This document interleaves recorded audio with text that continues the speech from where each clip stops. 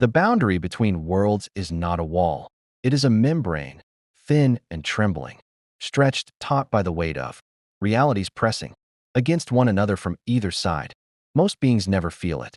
Most beings live and die without ever brushing against the edge of the universe they were born into. But Son Goku had always been different. He had always had a gift, or perhaps a curse, for ending up exactly where the universe needed him to be, even when the universe in question was not his own. It happened during an instant transmission, gone wrong, not through any fault of technique, but because the dimensional anomaly he attempted to cross through was not a gap in space, but a gap in existence itself. One moment, he stood at the edge of a crumbling battlefield, ki flaring gold around him, the scent of ozone sharp in his nostrils. The next, the world collapsed inward like a breath held too long. And then, nothing. A silence deeper than any void he had ever flown through. And then light and sound, and the overwhelming smell of pine resin, incense smoke, and something ancient he had no name for. He landed, not crashed, not stumbled, but landed, feet finding the stone platform with the unconscious grace of someone who had fallen from orbit and walked it off in the middle of the Thousand Peaks Sect's annual spiritual route assessment. 500 young men and women, ranging in age from 12 to 20, stood in tiered rows along a mountainside, carved into steps by centuries of cultivation. At the center of the platform stood the testing monolith, a pillar of pale jade 30 feet tall, etched with the 10,000 meridian glyphs, humming with the accumulated chi of 1,100 years of sect history. When a disciple pressed their palm against it, the monolith would glow, gold for metal affinity, blue for water, green for wood, red for fire, amber for earth. 5 colors for 5 spiritual roots. The depth of the glow measured purity. The breadth measured potential. No color in the spectrum existed for whatever Son Goku was. He blinked, looked around, took in the wide eyes, the silk robes, the floating pavilions suspended on chi currents above the mountain peaks, the smell of pine and incense, and something clean and ancient moving through the air, like a living thing. He scratched the back of his head, a gesture so profoundly out of place against the grandeur of the setting that 3 junior disciples fainted from the sheer cognitive dissonance. "Hey," he said, in a language no one present spoke. And then, because the universe had a strange sense of humor, the ambient chi in the air, saturated with centuries of language transmission, formations carved into the mountain itself, carried his words forward and rendered them comprehensible, imperfect but understood. "Where am I?" Elder Shinwuming, first assessor of the Thousand Peaks sect, 73rd generation disciple, cultivator of the mid-stage nascent soul realm, had assessed 3,000 spiritual roots in his lifetime. He had seen heavenly roots. He had seen rootless mortals weep at the monolith's silence. He had never seen a young man materialize from empty air, land on the assessment platform with the calm of someone stepping off a porch, and look around with genuine cheerful curiosity, as if this were all mildly interesting rather than cosmologically impossible. "You," Elder Shin said carefully, "are at the Thousand Peaks sect's spiritual assessment, and you have just violated 17 sect protocols by appearing on the sacred platform uninvited." Goku nodded slowly, processing this. "Sorry about that. I wasn't trying to come here. I was going somewhere else and ended up here instead." He looked at the monolith, tilted his head. The jade pillar was vibrating, not with chi exactly, but with something that resonated against its structure, like a bell struck by a hammer from an unexpected direction. "What's that thing for?" "It measures spiritual roots," said Elder Shun, because he had been answering that question for 40 years, and the muscle memory was stronger than his confusion. "It determines whether a person is capable of cultivating immortal arts." "Huh." Goku walked toward it. Every cultivator on the mountain tensed. The senior disciples reached for their weapons. The inner sect elders materialized chi shields instinctively, not because they had assessed the threat level they hadn't, but because something in the air around this stranger pressed against the edges of their perception in a way that made their cultivation bases feel suddenly, inexplicably humble. Goku pressed his palm flat against the monolith. The jade cracked from base to crown in a single, clean line, and then the entire 30-foot pillar detonated outward in a shockwave of released Chi that stripped the pine trees bare for 300 meters in every direction. In the ringing silence that followed, a single jade chip landed at Elder Shin's feet. Goku looked at his hand, then at the empty space where the monolith had been. Did I break it? If you want to see more characters enter worlds they were never meant to reach, hit that subscribe button and drop the name of a character you'd want to see in the comments below. May the force be with you. The destruction of the Thousand Peaks sect's testing monolith was not, in the long history of the sect's 11 centuries of operation, the most catastrophic thing to happen on assessment day. There had been a fire once, in the 3rd century, that burned 3 pavilions and most of the outer archives. There had been a demonic beast incursion in the 5th century that interrupted proceedings entirely and resulted in the sect relocating its main gate 40 li to the east. But no one had ever simply touched the monolith and caused it to explode. The monolith was not a simple measuring instrument. It was a formation, a chi-gathering construct, built across 7 layers of inscription, powered by 1,100 years of accumulated sect energy, reinforced annually by the combined output of every elder in the nascent soul realm and above. It had measured 10,000 spiritual roots without so much as a hairline fracture. It had survived the chi resonance of a heavenly 5-element root, the rarest spiritual constitution in recorded cultivation history, without even warming to the touch.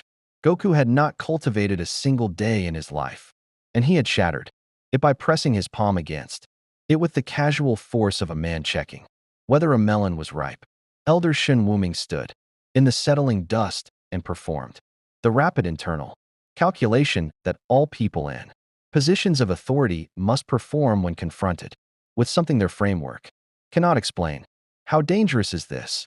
And how do I avoid looking like I don't know what to do? The answers were, respectively, extremely and poorly. Restrain him, said inner Elder Zhao Feiyun, who commanded the sect's enforcement disciples and had the political instinct to reach for the familiar response first. 40 disciples in gray outer robes moved forward in formation, chi blazing along their meridians, sealing talismans drawn and ready. Goku watched them approach with the expression of a man watching weather roll in across a valley, attentive, curious, not particularly concerned. He felt the chi pressing against the air around him.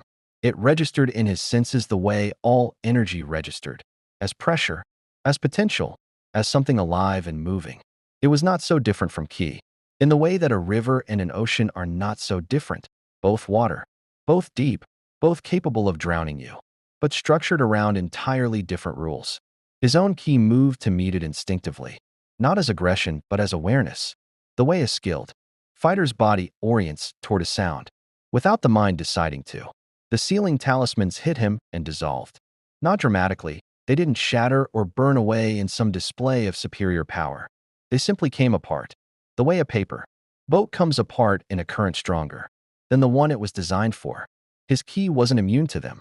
It simply moved differently than the meridian-based cultivation energy the talismans were designed to intercept. The disciples stopped, looked at their empty hands, looked at Elder Zhao. Elder Zhao looked at Elder Shun. I didn't do that on purpose, Goku said, which was both true and not especially reassuring. I'm not trying to fight anyone. I'm just, he paused, searching for the right word in this imperfect borrowed language, lost. I'm trying to figure out where I am and how to get back. It was Elder Shun who stepped forward then, and he did it because he was old enough to know that the cultivators who reach the highest realms are not always the ones with the most powerful spiritual roots. They are the ones who learn to read a situation accurately before acting on it. And what he read in this strange young man was not hostility, not hunger for power, not the cold calculation of someone who had come to take something. He read simple, open, guileless honesty, and decades of experience told him that this was either the most dangerous possible thing or the most important one. You are at the Thousand Peaks sect, in the territory of the Eastern Cultivation world, he said. The nearest mortal kingdom is 300 li south. The nearest city of cultivators is 5 days' travel by cloud. What is the last thing you remember before arriving here? Goku explained. It took a while. The explanation involved several concepts: ki, other dimensions, instantaneous transmission across space, that required Elder Shun to revise his cosmological assumptions. 3 times before the conversation ended. By the time Goku finished, the mountain was very quiet. The other 500 assessment candidates had been quietly dismissed by Junior elders who recognized that whatever was happening here exceeded assessment day protocols, and a pot of tea had been produced from somewhere, which Goku drank with uncomplicated enjoyment. No spiritual roots, said Elder Zhao from a safe distance. Still watching, Goku with the flat professional assessment of someone cataloging a threat. The monolith would have registered something, anything, if he had roots. Even the weakest single-element root produces a flicker.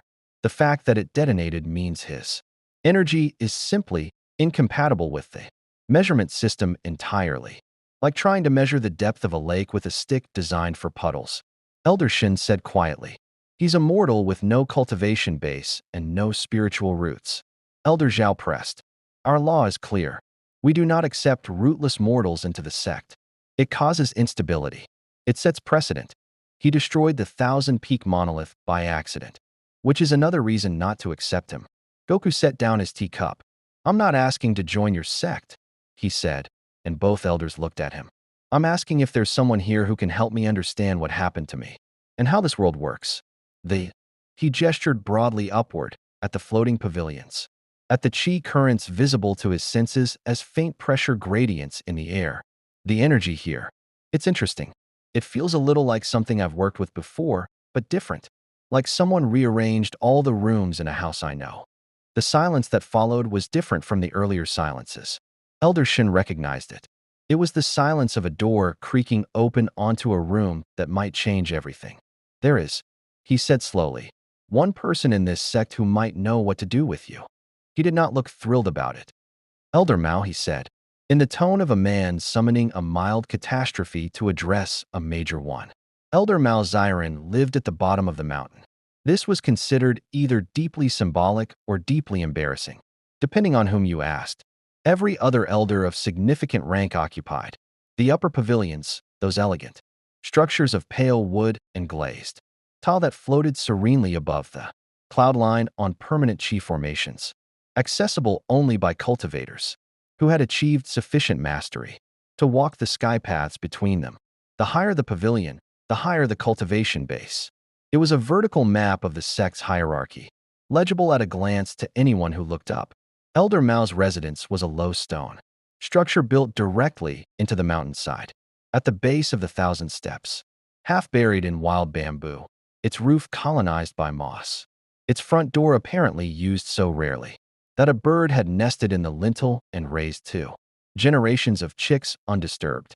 The formation inscription above the doorframe was the oldest style, pre-classical, from an era before standardized chi script notation, readable by perhaps a dozen living cultivators.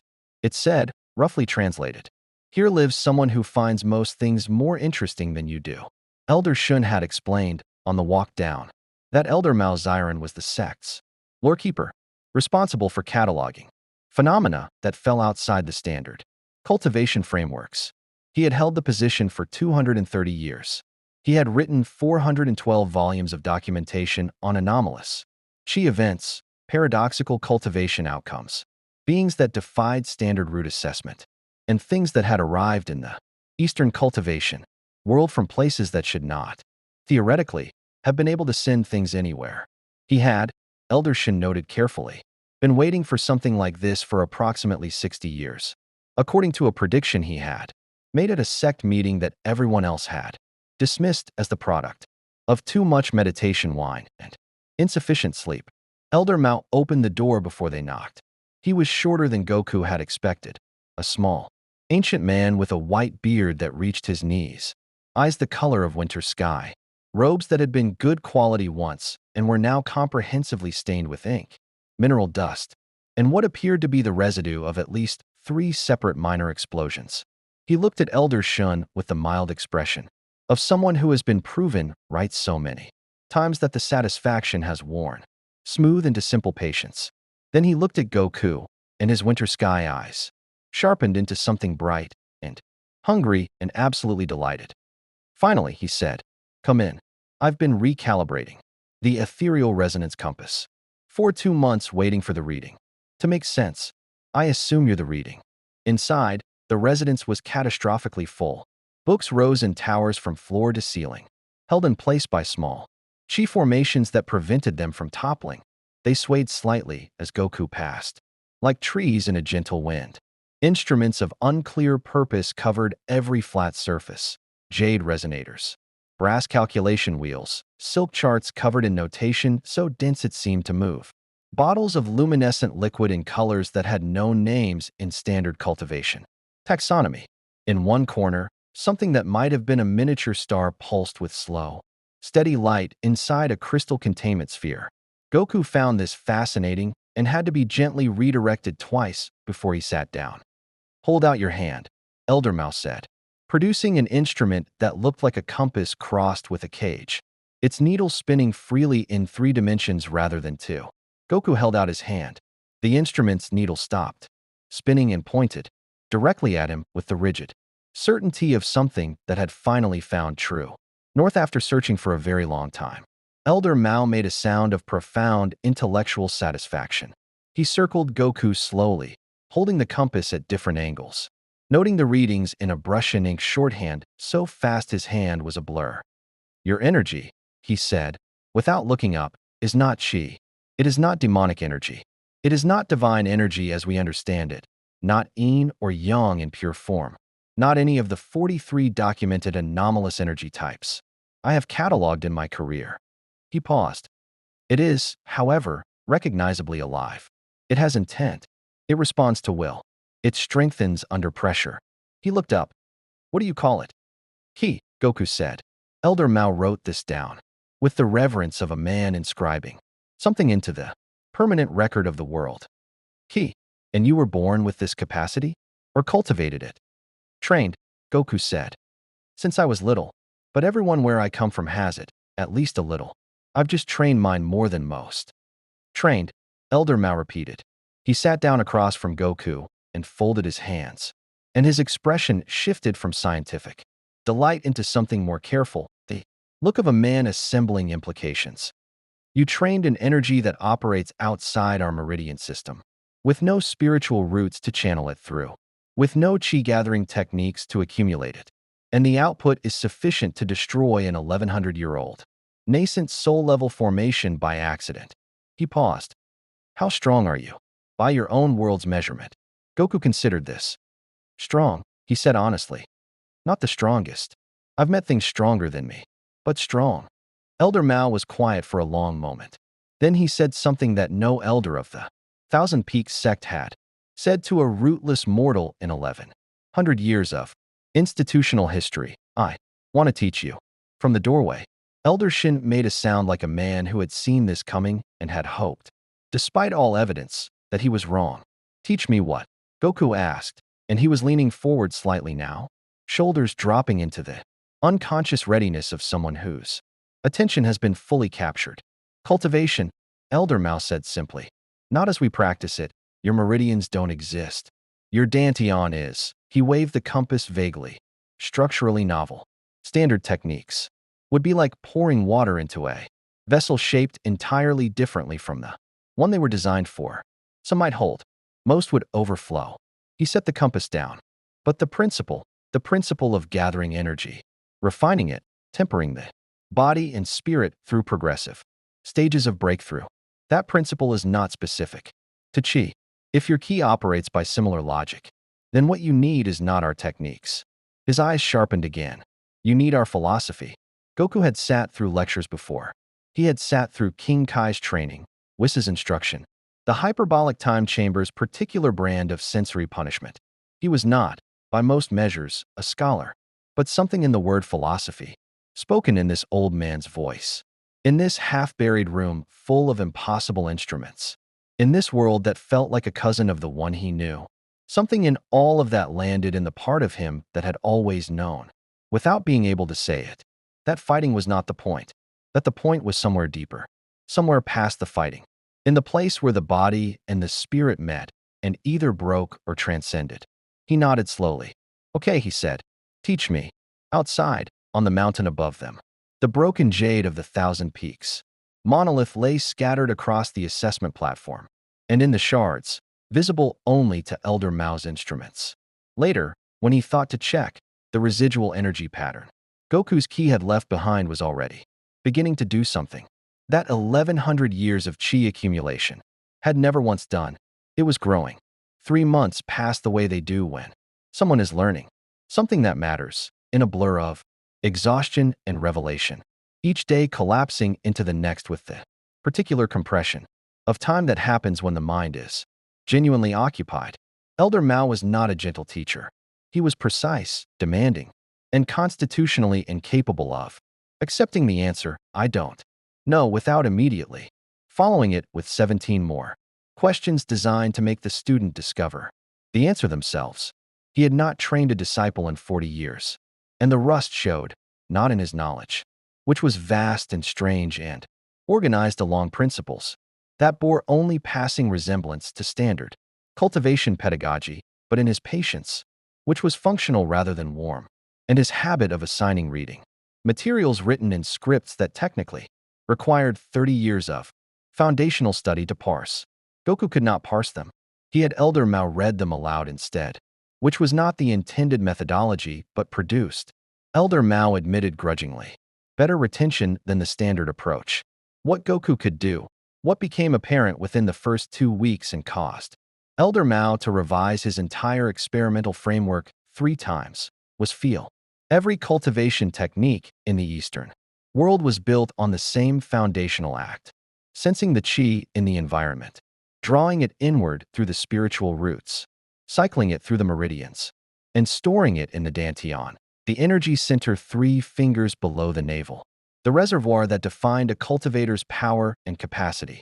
Goku had no spiritual roots to draw through.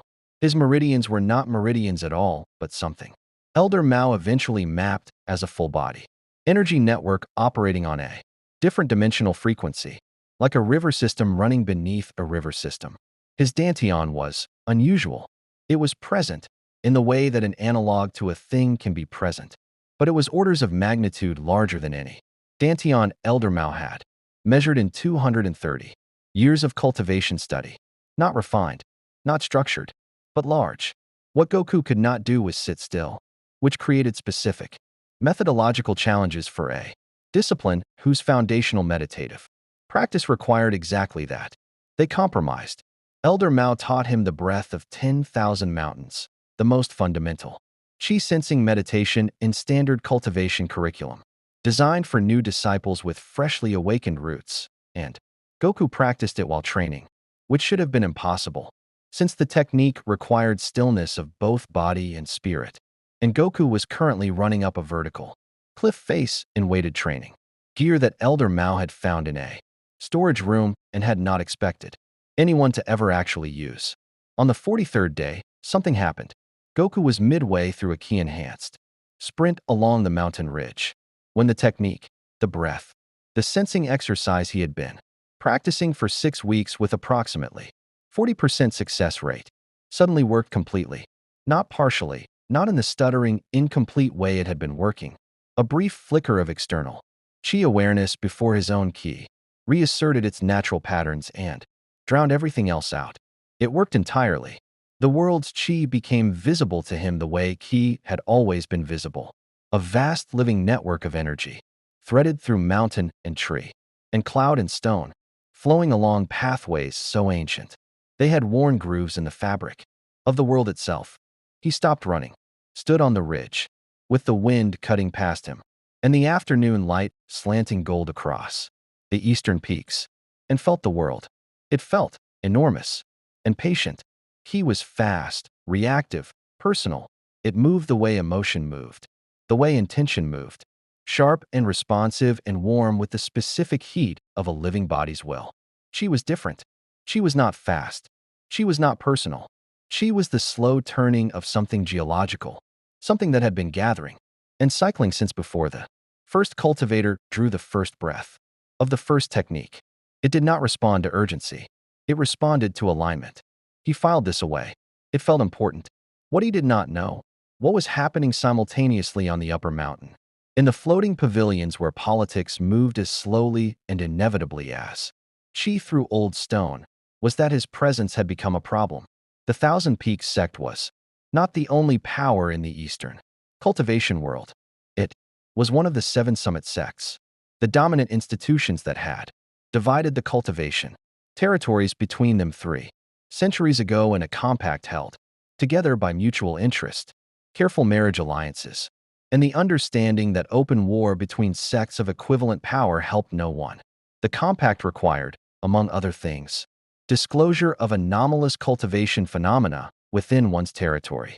An anomalous cultivator of unknown origin and unmeasurable power who had destroyed a nascent soul-level formation on his first day and was currently being privately trained by the sect's lorekeeper absolutely qualified.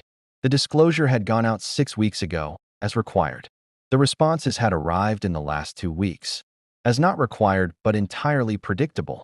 Sect Master Liang Qinghe of the Thousand Peaks received 4 formal communications within 10 days. 2 expressed polite interest in meeting the anomalous cultivator. 1 expressed polite concern about the stability implications of an unmeasurable energy source operating within consolidated cultivation territory, and 1 from the Iron Heaven sect, the largest and most politically aggressive of the 7, expressed something that used the vocabulary of polite concern but had the internal structure of a demand. Liang Qinghe was 49 years old, early-stage soul formation realm, and had been navigating intersect politics since she was a core formation elder barely managing her nascent political career. She was not easily alarmed. She read the Iron Heaven communication 3 times and then summoned Elder Shun. How attached, she asked, is Elder Mao to this situation? Elder Shin considered this with the precision it deserved. Elder Mao, he said, has described the subject of his study as the most significant cultivation taxonomy event of the last millennium. He has not slept more than 3 hours a night in 6 weeks. He has canceled all other academic obligations. He has begun referring to the anomalous cultivator by name rather than by designation. He paused. He is, in practical terms, completely attached. Liang Qinghe set the Iron Heaven communication down. And the cultivator himself? This Goku makes no political demands, asks for nothing except instruction and food, of which he requires extraordinary quantities, has not shown aggression toward any sect member, has, on 2 occasions, assisted outer disciples who encountered demonic beasts in the lower mountain territories, without being asked and without reporting it. Afterward, Elder Shin paused again. He does not appear to understand that he is a political problem. That, said Liang Qinghe, might be the most dangerous thing about him. 3 days later, a delegation from the Iron Heaven sect arrived at the Thousand Peaks main gate. At its head walked Senior Elder Ren Tianjue, mid-stage soul formation realm, Iron Heaven's chief enforcement elder, a cultivator whose reputation for resolving inter-sect complications cleanly and permanently had preceded him through 4 centuries of cultivation politics. He had come, officially, to observe. Goku met him by accident on the mountain path, carrying a basket of vegetables he had acquired from the outer sect kitchens. Through a combination of cheerful persistence and the kitchen staff's collective decision that arguing with him was more effort than compliance, he nodded pleasantly. Ren Tianjue stopped walking and stared at him with the focused assessment of a man measuring something he had been sent to measure. The chi between them moved strangely. Goku's ki pressing outward with its natural ambient radiation, Ren Tianjue's 4-century-old soul formation, cultivation meeting it and finding no purchase, no category, no position in the hierarchy of power it had always been able to read instinctively. You are the anomaly, Ren Tianjue said. I've been called that, Goku said agreeably. You want some of these? He held out the basket. There's more than I need. Ren Tianjue looked at the basket of vegetables, looked at Goku. His expression did something complicated that it had not done in approximately 2 centuries. No, he said, and walked past. But he did not stop thinking about it, all the way up the mountain. The tournament of 7 summits convened once every 30 years. It was not, officially, a tournament. The official name was the Concordat, Reassessment and Fellowship Gathering, a diplomatic institution, established in the original compact between the 7 summit sects, designed to allow inter-sect communication, the renegotiation of territorial agreements, and the public demonstration of each sect's current cultivation strength through structured martial exchange. Unofficially, everyone called it the tournament, because what it actually was, stripped of the diplomatic language, was 30 years of accumulated grievances, resolved through hitting each other, very hard in front of witnesses. It was, by coincidence or cosmological timing or the universe's ongoing fondness for inconvenient narrative efficiency, scheduled to begin 4 months after Goku's arrival, which meant it was beginning now. Today, on the broad plateau known as Heaven's Court that floated 3,000 meters above the eastern range on a permanent sky formation, old enough that no living cultivator fully understood how it worked. The Thousand Peaks sect had not won the tournament in 60 years. This was not, sect master Liang Qinghe had explained to Goku, because their disciples were weak. It was because the Iron Heaven sect had, over the course of the last 60 years, developed a systematic approach to inter-sect politics that included, but was not limited to, recruiting the most talented disciples from minor sects, before other major sects could, deploying their enforcement elders to observe rivals, training methods under the guise of diplomatic courtesy, and entering their strongest competitors into unfavorable bracket positions through procedural maneuvering in the pre-tournament seating committee. Goku had listened to this explanation with moderate attention and then asked what the food situation at the tournament was like. The food was exceptional. This was, he decided, a good place to be. He had not been entered into the tournament. Elder Mao had argued for it, on the grounds that the tournament provided the most data-rich environment for studying how Goku's ki interacted with high-level cultivation combat. Elder Zhao had argued against it, on the grounds that entering an unmeasurable energy anomaly into a diplomatic cultivation tournament was the kind of decision that started intersect wars. Liang Qinghe had declined to make a decision either way, which in practice meant Goku was present as a member of the Thousand Peaks delegation, but not as a competitor. This arrangement lasted until the third day. The structured martial exchanges proceeded through their standard bracket. Intersect disciples of equivalent realm competed in tiered rings.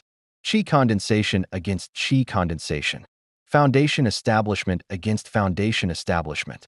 Core formation against core formation. The Iron Heaven sect's competitors were, as they had been for 60 years, uniformly excellent, technically precise, energetically efficient, tactically sophisticated in the way that only cultivators trained within a system that prioritized winning over growth can be. They did not make mistakes. They did not take risks. They turned every exchange into a controlled demonstration of superior resource management. The Thousand Peaks top core formation disciple, a 23-year-old named Wei Suyin, who had cultivated her 5-element root with a precision that Elder Shun described as generational, lost in the semi-final to an Iron Heaven competitor whose technique she outmatched in every observable dimension, but who had studied her fighting patterns through 6 months of intelligence gathering and exploited a single habitual timing flaw she had never been told she had. She stepped out of the ring with her composure intact and her eyes bright with something that was not quite tears and not quite anger, but lived in the territory between them.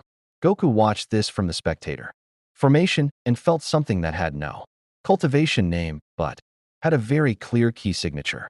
The particular quality of unfairness that arises not from superior strength, but from the weaponization of information asymmetry. It was the difference between losing to someone stronger and losing to someone who had cheated the conditions of the fight. He did not think about it consciously. He simply stood up and walked to the tournament registration formation. What followed was, depending on who was telling the story afterward, either a catastrophic breach of diplomatic protocol or the most important cultivation event of the century.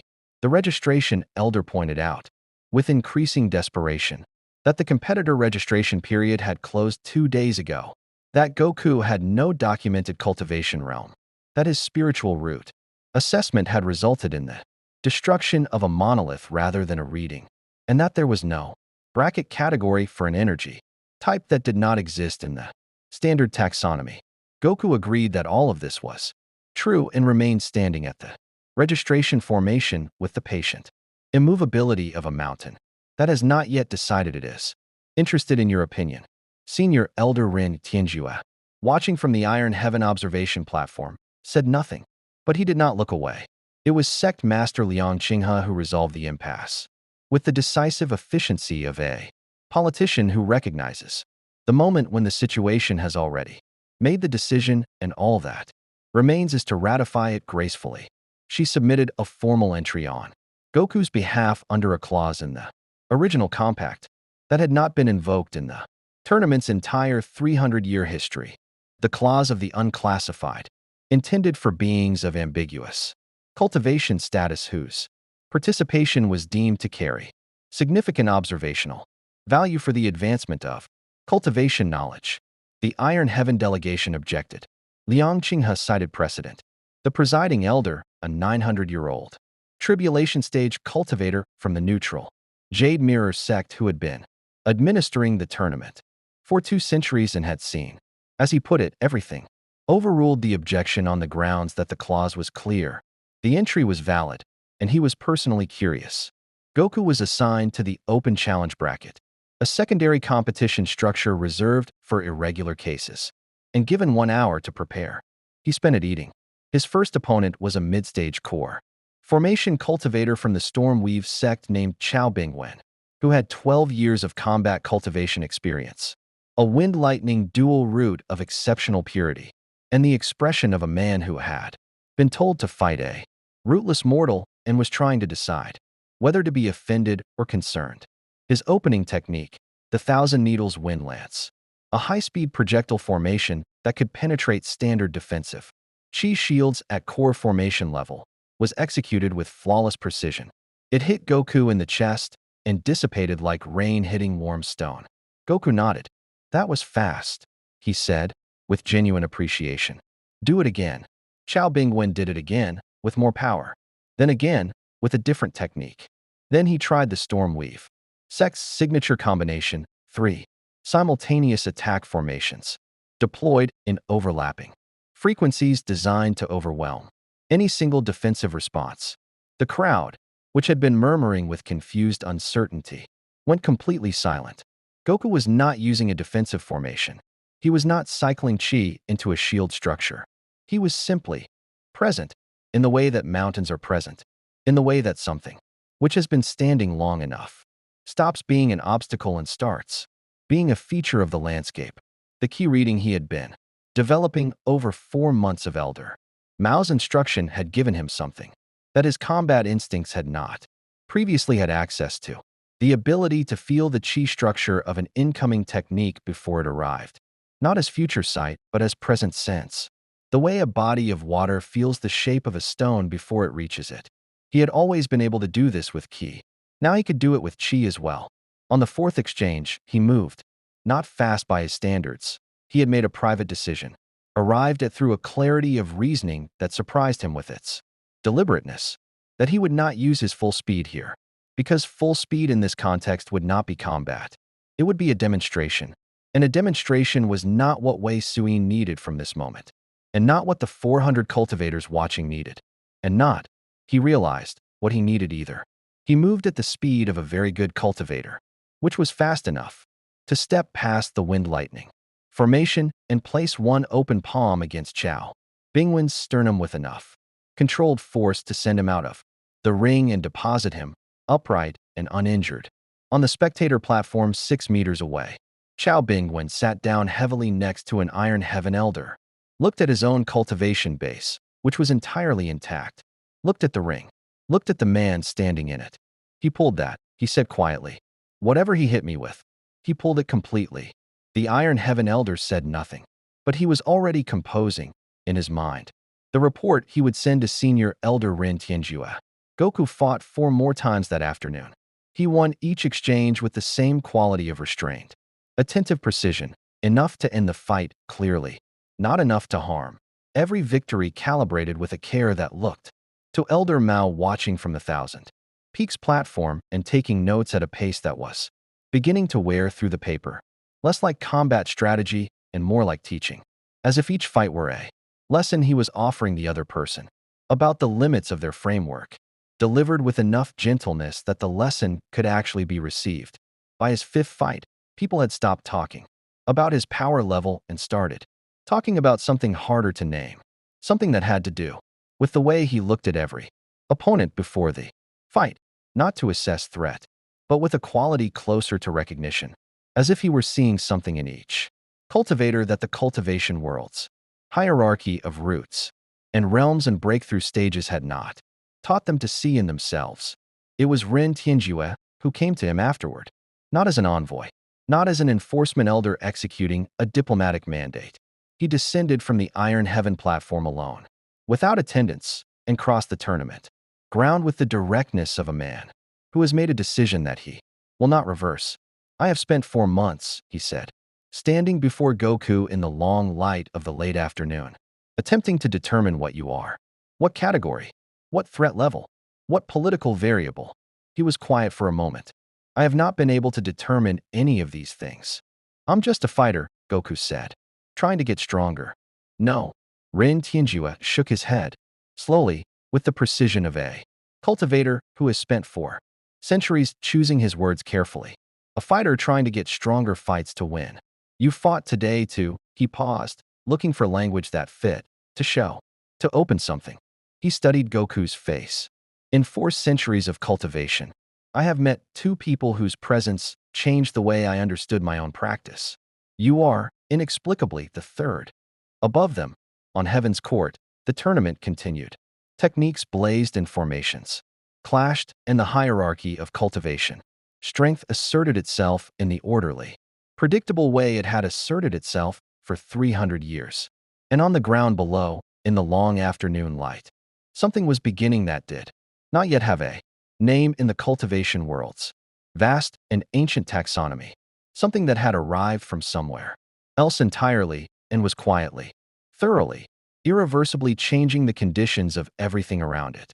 The heavens, Elder Mao would write later that night, filling his 413th volume by the light of a preserved qi lamp, do not always send what we expect.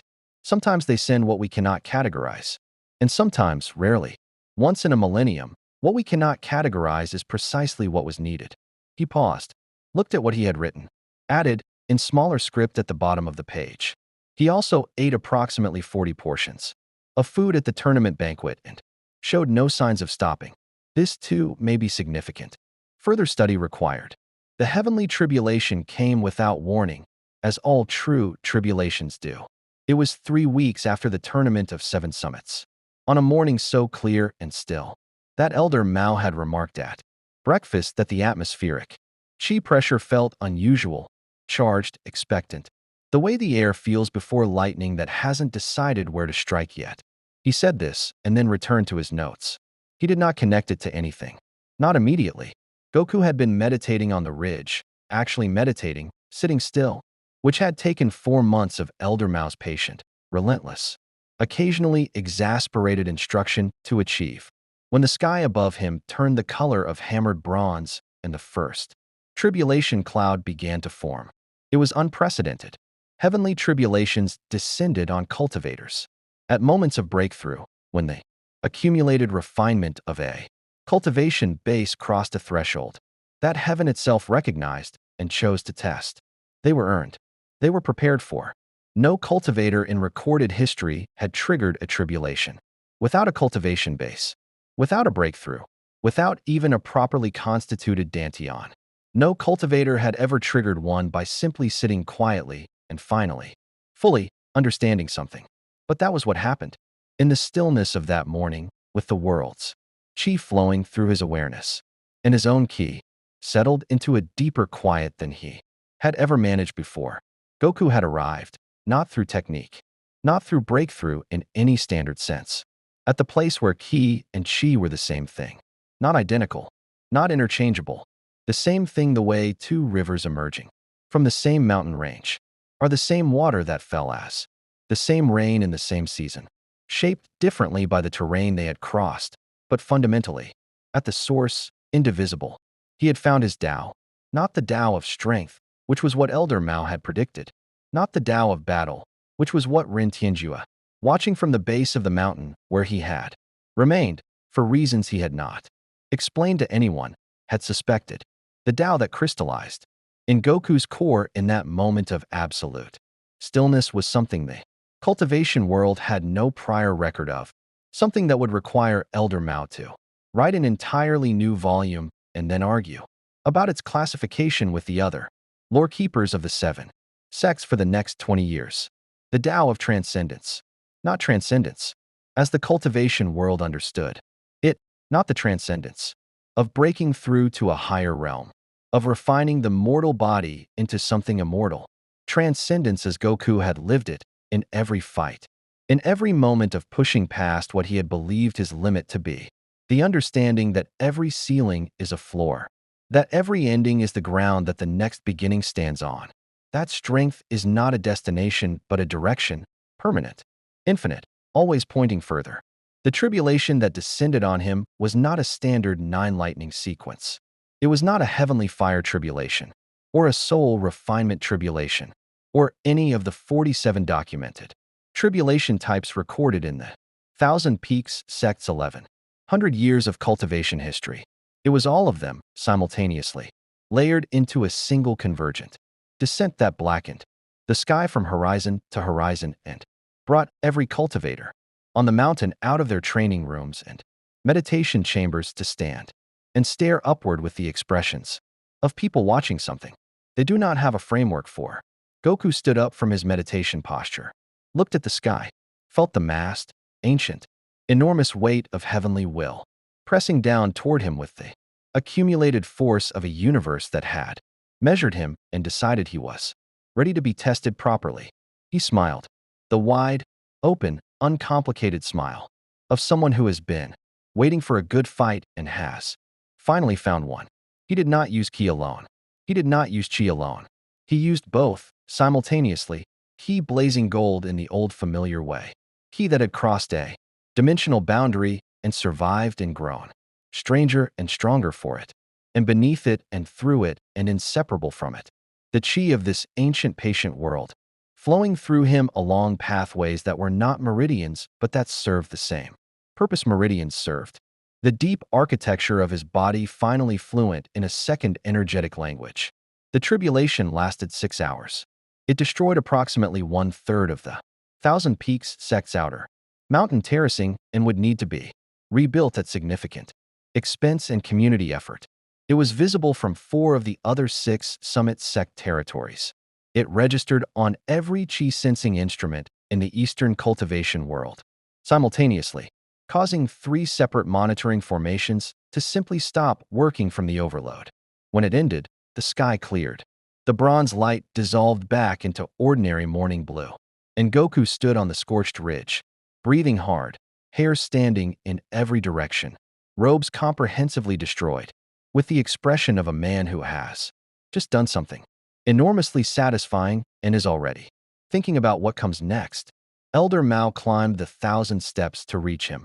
He refused the cloud path on principle and arrived breathing harder than his 230-year-old cultivation base should have required, and stood for a long moment looking at the young man from another world who had broken his monolith and eaten his food stores and dismantled 4 months of his theoretical framework and rebuilt it into something better.